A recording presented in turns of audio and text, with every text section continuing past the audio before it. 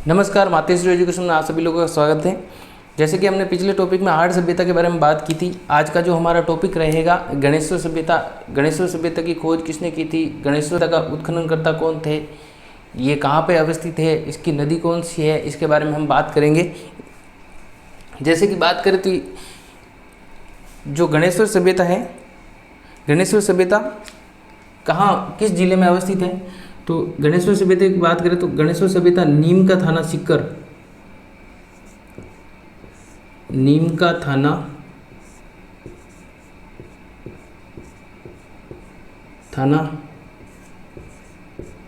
सीकर,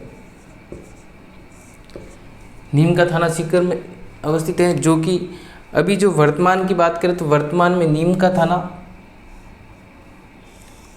अलग से एक डिस्ट्रिक्ट बन गया है। तो अभी जो आने वाले नए तथ्यों की अगर बात करें तो नीम का थाना ही आएगा, सीकर इसमें नहीं पूछा जाएगा। नीम का थाना एक अलग से डिस्ट्रिक्ट बन चुका है। नदी की बात करें तो कांतली नदी पर अवस्थित थी। गणेश्वर सभ्यता कहाँ पर अवस्थित थी, कांतली नदी पर अवस्थित थी। कांतली नदी पर जो इसके उपनाम की बात करेंगे तो इसके उपनाम की बात करें तो पूरा गणेश्वर सभ्यता को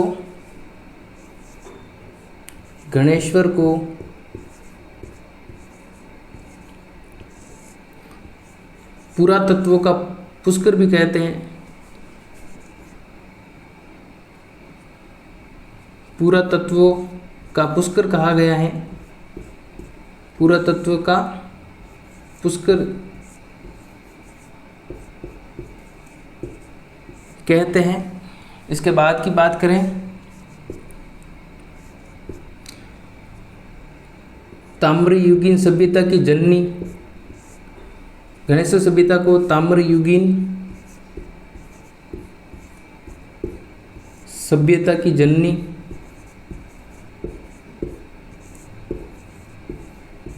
कहा गया है, ताम्रयुगीन सभ्यता की जननी कहा गया है। बात करेंगे इसको ताम्र संचय सभ्यता के नाम से भी जाना जाता है। इसका जो उत्खनन कब हुआ था, इसके उत्खनन की बात करें तो 1977 में इसका उत्खनन किया गया था। उत्खनन किस किस ने किया था, तो इसमें उत्खननकर्ता के नाम की बात करें तो आरसी अग्रवाल,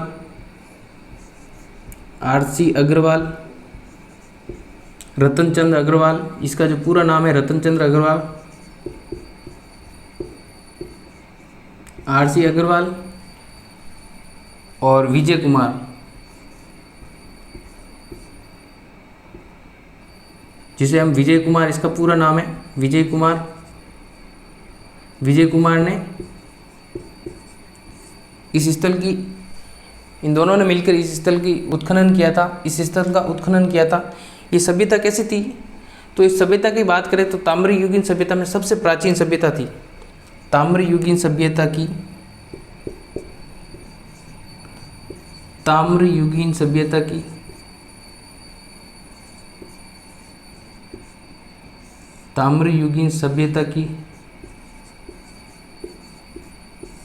सबसे प्राचीन सभ्यता है। गणेश्वर सभ्यता कैसी सभ्यता है, ताम्रयुगीन सभ्यता की सबसे प्राचीन सभ्यता है।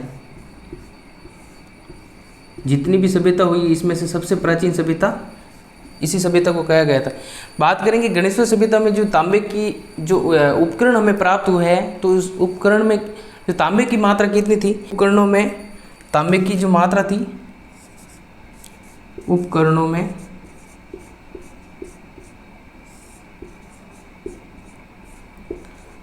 तांबे की मात्रा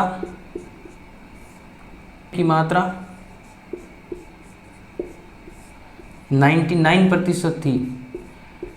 99% यहाँ पे जो उपकरण थे उसमें 99% तांबा पाया गया था उपकरणों में। इसके बाद में अगर बात करेंगे यहाँ से अवशेष क्या क्या प्राप्त हुए हैं, तो अवशेषों में जो सबसे मोस्ट क्वेश्चन बनता है इसका, अवशेषों में सबसे मोस्ट क्वेश्चन बनता है यहाँ पे जो कि आरपीएससी का फेवरेट क्वेश्चन है, मछली पकड़ने का कांटा, मछली पकड़ने का कांटा यहाँ से प्राप्त हुआ है। मछली पकड़ने का कांटा,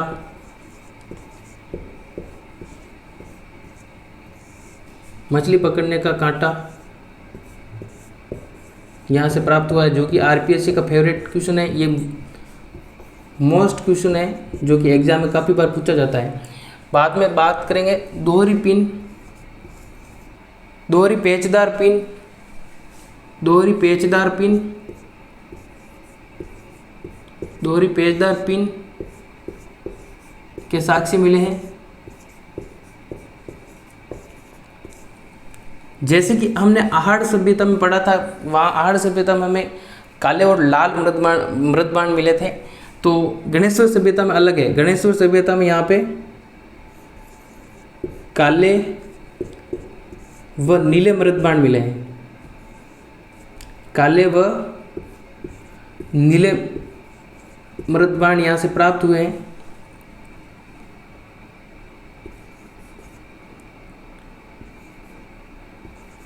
काले व नीले मृदबाण यहाँ से प्राप्त हुए हैं, जिसे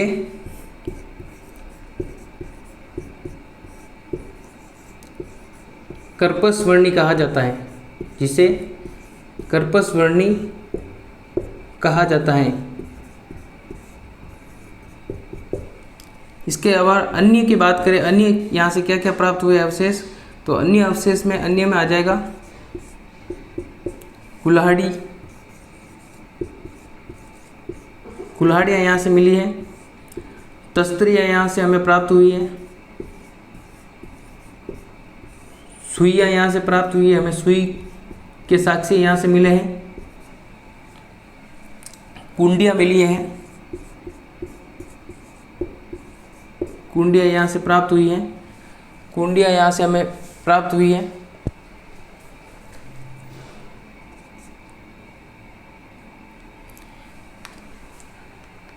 तो नीम का थाना सीकर, इसका गणेश्वर सभ्यता वर्तमान में नीम का थाना में स्थित अवस्थित है।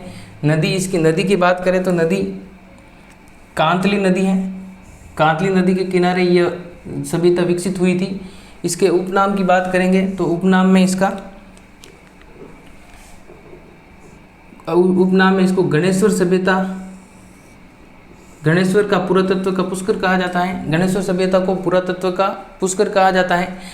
ताम्रयुगीन सभ्यता की जननी कहा गया है। जबकि आहड़ सभ्यता में हमने पढ़ा था नगरी, आहड़ सभ्यता में ताम्रवती नगरी, ये दो नाम हमने पढ़े थे जो कि एग्जाम में काफ़ी बार पूछे जाते हैं। तो ताम्रयुगीन सभ्यता की जननी किस सभ्यता को कहा जाता है, तो ताम्रयुगीन सभ्यता की जननी की बात करें तो ये इसमें आ जाएगा गणेश्वर सभ्यता।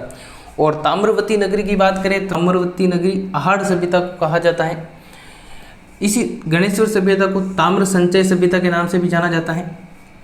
उत्खननकर्ता की बात करें तो उत्खनन इसका जो हुआ था 1977 में हुआ था, और आर.सी. अग्रवाल और विजय कुमार के द्वारा इसका उत्खनन किया गया था। सभ्यता कैसी है, तो सभ्यता जो जितनी भी सभ्यता हुई है उसमें ताम्रयुगीन सभ्यता की सबसे प्राचीन सभ्यता है। ताम्रयुगीन सभ्यता की सबसे प्राचीन सभ्यता है। ताम्रयुगीन की सभ्यता की सबसे प्राचीन सभ्यता है। यहाँ पे जो उपकरण प्राप्त हुए हैं, यहाँ से जो उपकरण प्राप्त हुए हैं हमें, उसमें 99% तांबे की मात्रा पाई गई है। प्राप्त अवशेष की बात करें तो यहाँ से महत्वपूर्ण एक ही क्वेश्चन बनता है जिसमें मछली पकड़ने का कांटा यहाँ से हमें प्राप्त हुआ है। यहाँ से दोहरी पेचदार पिन के साक्ष्य हमें मिले हैं, दोहरी पेचदार पिन के साक्ष्य मिले हैं। यहाँ पे जो मृदबांड कैसे पाए गए थे, तो मृदबांड की बात करें तो काले और नीले यहाँ के मृदबांड पाए गए थे, जिसे कर्पस वर्णी के नाम से भी जाना जाता है। अन्य की बात करें तो अन्य अवशेष क्या क्या प्राप्त हुए हैं, तो यहाँ से कुल्हाड़ियाँ प्राप्त हुई है, तस्तरियाँ प्राप्त हुई हैं, सुई प्राप्त हुई है और कुल्हाड़ियाँ प्राप्त हुई है, कुंडियाँ प्राप्त हुई है।